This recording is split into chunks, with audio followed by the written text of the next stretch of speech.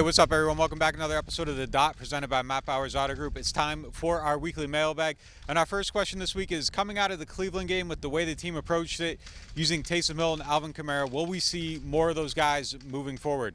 I don't think anything really about that game is going to dictate the action in future games. I think that one was kind of situational to where they needed to lean on those guys, and they probably should have done it a lot earlier in that game than they did. But I don't think that's going to change anything about their thinking. They've maintained throughout the year that they want to be more consistent in getting those two touches, but it's been a struggle to kind of keep them involved the way it looks like they should be involved.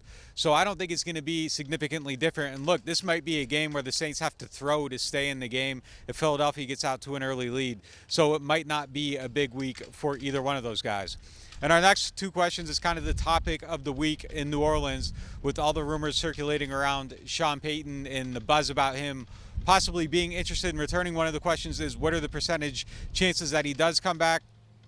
I'm not going to say zero, but I think it is very, very low. The Saints seem to be committed to Dennis Allen. They want him to be their head coach, and I don't think that they're going to make a change after the season, regardless of what happens the next 2 weeks. Something would have to occur to really blow the wheels off, I think, for them to change their course of action, and I just don't believe that is going to happen. And then the other one is, what is the timeline on a potential trade?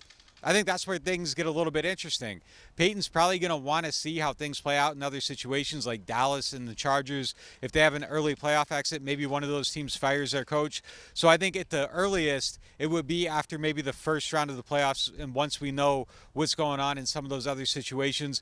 But these teams are probably going to have to run their process, and I think they run their process and then they go and they interview Sean at the end of that, because they have to be Rooney Rule compliant, and that has to be done through an interview process. So I don't think you can start out with Sean Payton. So I believe that's how it'll play out. And then a team will call Mickey Loomis and say, hey, we want to talk to Sean Payton. They will then negotiate compensation.